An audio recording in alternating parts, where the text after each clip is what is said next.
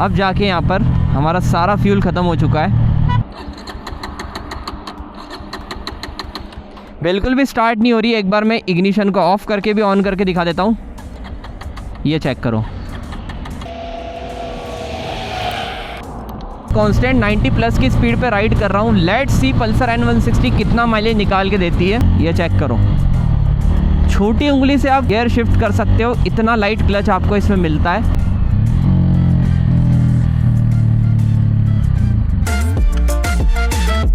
तो दोस्तों फ्रेम में आज हमारे साथ है ऑल न्यू अपडेटेड 2026 वाली Bajaj Pulsar N160 latest variant लेकर आए हो, जो कि USD focus with single seat वाला है। और आज आपके लिए इस पर half litre high speed mileage test लेकर आया हूं। जो भी कोई रिजल्ट आएगा सिंपली इंटू 2 करने वाले हैं और हमें पता लगेगा कि यार N160 कितना माइलेज निकाल के देती है। और गाइस 1 लीटर इसलिए नहीं कर रहा हूँ बिकॉज इस बाइक का माइलेज काफी बढ़िया है और 1 लीटर में टाइम बहुत ज्यादा लग जाता है। तो जो भी हमारा माइलेज आएगा उसको इंटू 2 कर देंगे। N160 इस प्राइस पॉइंट पे आती है ना, इसके बहुत सारे कंपटीटर बन जाते हैं। अपाचे 160, इसी की फैमिली से NS 160 आती है, साथ ही में एक्सट्रीम 160। तो आपने भी अगर एक 160 सीसी की बाइक लेने का प्लान करा है, स्पेशली N160, तो आज के माइलेज टेस्ट को बिल्कुल भी स्किप मत करना। वैसे तो इसका मैं स्पेशली गैरेज पे जाके सारा फ्यूल निकाल के लाया हूं, तो यहाँ पर बाइक मेरे ख्याल से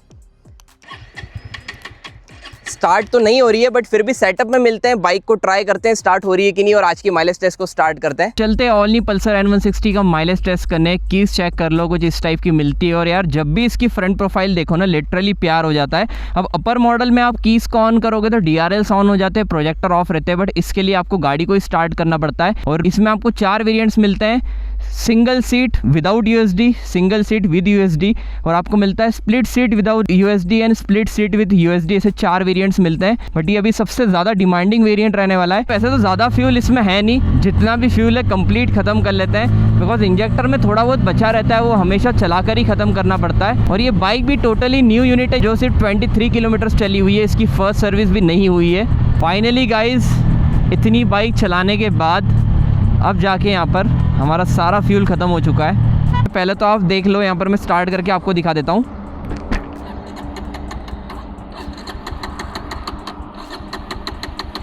बिल्कुल भी स्टार्ट नहीं हो रही है। एक बार मैं इग्निशन को ऑफ करके भी ऑन करके दिखा देता हूँ, ये चेक करो। बिल्कुल भी स्टार्ट नहीं हो रही है। इसमें आपको किक भी नहीं मिलती, इसलिए मैं ज़्यादा सेल्फ दूंगा नहीं। यहाँ पर हमारा एग्जैक्ट हाफ लीटर फ्यूल है, इसे पहले फिल कर लेते हैं। तो हमारा कंप्लीट हाफ लीटर फ्यूल यहाँ पर आ चुका है। बॉटल को भी फेंकेंगे नहीं भाई, बैग में डाल लेना इसको। अब देखना, सबसे पहले तो बाइक भी एक बार में स्टार्ट हो जाएगी। फ्यूल इंजेक्टर बाइक की यही खासियत है। ये देखो, बाइक भी एक बार में स्टार्ट हो चुकी है। अब हमें क्या करना है, यहाँ पर सबसे पहले ट्रिप A को 0 करना है। टोटल ओडोमीटर पर आप देख लो 27 किलोमीटर से ट्रिप A हमने यहाँ पर 0 कर लिए।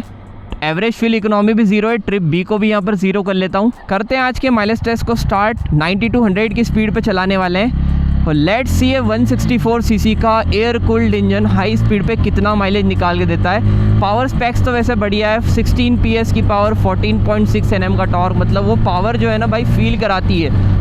इतने इजीली 100 चली जाती है और 100 की स्पीड पे भी आपको कभी भी वाइब्रेशंस या ऐसा कुछ फील नहीं हुआ कि आप इंजन को पुल कर रहे हो। काफ़ी रिफाइंड तरीके से इंजन परफॉर्म करता है। 1 किलोमीटर हमने यहाँ पर कंप्लीट कर लिया है। कांस्टेंट 90 प्लस की स्पीड पे राइड कर रहा हूँ। लेट्स सी पल्सर N160 कितना माइलेज निकाल के देती है। गाइस 3 किलोमीटर हमने यहाँ पर कंप्लीट कर लिए। कांस्टेंट 90 प्लस की स्पीड पे राइड कर रहा हूँ। एक बार आपको ब्रेक्स का भी रिस्पॉन्स दिखाता हूँ, बिकॉज भाई सेगमेंट के सबसे बड़े 300 mm के डिस्क मिलते हैं फ्रंट में, रियर में आपको 220 mm के मिलते हैं। नो डाउट ये गाड़ी को चलाने में बहुत ज़्यादा कॉन्फिडेंस आता है, बिकॉज काफ़ी बढ़िया 154 kg का वेट है। सेगमेंट की सबसे भारी गाड़ी ये है और नई गाड़ी है, तो देखो फर्स्ट सर्विस के बाद फॉर श्योर आपको माइलेज ज़्यादा मिलने वाला है। बट अभी मैं थोड़ी पुल करके चला रहा हूँ और पहले मैंने माइलेज टेस्ट करा है N160 पे, जितनी बार भी करा है ना 50 प्लस ही इसने हाई स्पीड पे दिया है। बट आज देखते हैं नई बाइक कितना निकाल के देती है। और ये नया वेरिएंट है, BS6 फेज़ 2 नॉर्म्स को मीट करता है। E20 फ्यूल आपका ये सपोर्ट करने वाली है।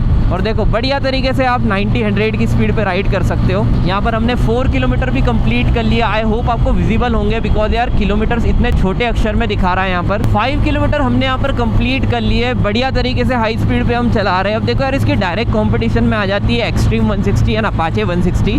अब देखो अगर आपको ज़्यादा फीचर ओरिएंटेड गाड़ी चाहिए तो तीनों ही गाड़ियों में अपने फीचर्स हैं। मतलब देखो N160 का तो हालांकि यही वाला क्लस्टर आता है ब्लूटूथ कनेक्टिविटी के साथ, बट आपको सेगमेंट का सबसे ज़्यादा फीचर ओरिएंटेड क्लस्टर चाहिए तो आप अपाचे 160 की ओर चले जाओ, और अगर आपको क्रूज कंट्रोल जैसे फीचर्स चाहिए तो आप एक्सट्रीम 160 की ओर जा सकते हो।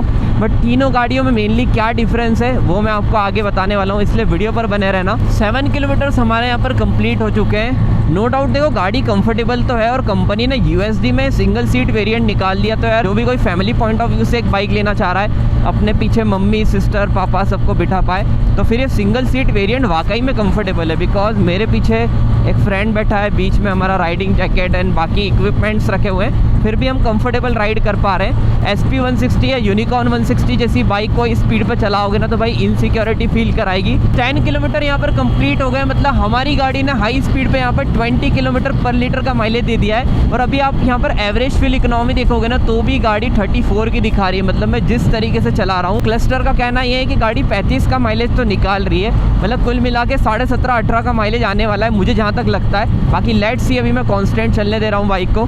12 किलोमीटर्स हमने यहाँ पर कंप्लीट कर लिए। अभी डायरेक्ट सनलाइट आ रही है तो होप्स आपको विजिबल होगा, इसलिए मैं यहाँ से यू टर्न भी लेने वाला हूँ। मतलब मैं आपको बताना ये चाह रहा हूँ, ये चेक करो, छोटी उंगली से आप गियर शिफ्ट कर सकते हो, इतना लाइट क्लच आपको इसमें मिलता है। एंड गाड़ी की पावर सफिशिएंट है। आप एक ऐसी बाइक ढूंढ रहे हो जिससे आप हाईवे कम्यूट भी कर सको, सिटी कम्यूट भी कर सको, माइलेज के साथ पावर का एक बढ़िया फील दे दे, मतलब वो पल्सर वाला DNA आपको चाहिए तो भाई ये गाड़ी आपका काम कर देगी। मतलब देखो टॉर्क भी ऐसा है ना, 5th गियर पे भी मैं बढ़ाना चाह रहा हूँ, ईजिली बढ़ जाती है। 13 किलोमीटर भी हमने यहाँ पर कंप्लीट कर लिए।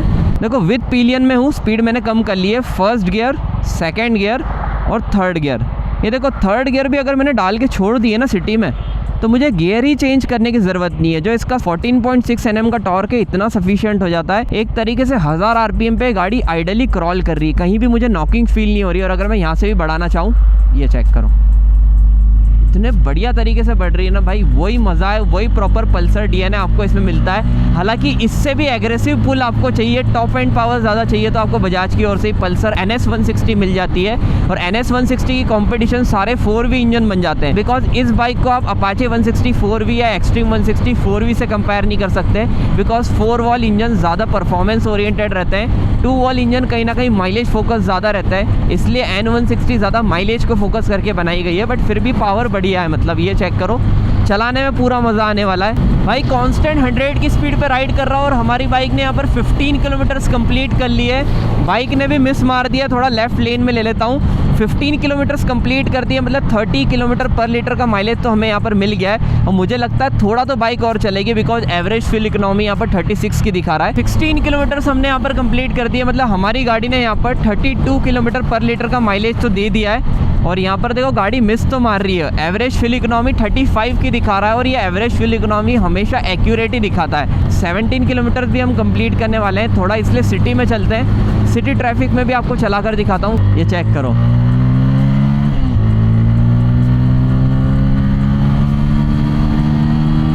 पूरा कॉन्फिडेंस भाई दे रही है सिटी ट्रैफिक में भी। 18 किलोमीटर्स कंप्लीट कर लिए। सर्विस रोड पे मैंने इसलिए ले लिए बिकॉज भाई बाइक कभी भी बंद पड़ सकती है, जैसा कि यहाँ पर देखो आप, तो मैंने सोचा क्या है ना, मेन रोड पे रोकना थोड़ा रिस्की हो जाता है।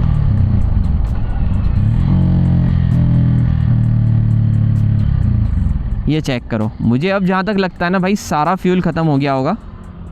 पहले तो मैं आपको स्टार्ट करके दिखा देता हूँ।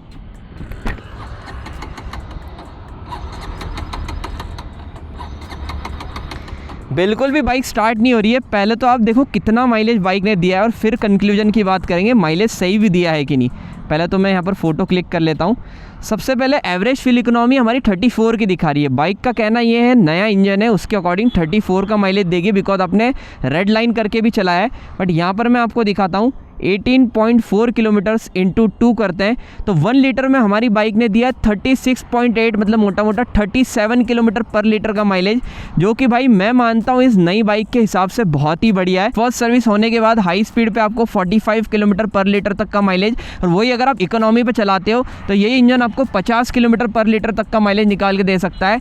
आज के माइलेज टेस्ट को एंड करते हैं गाइज। आई होप आपको वीडियो में मज़ा आया होगा।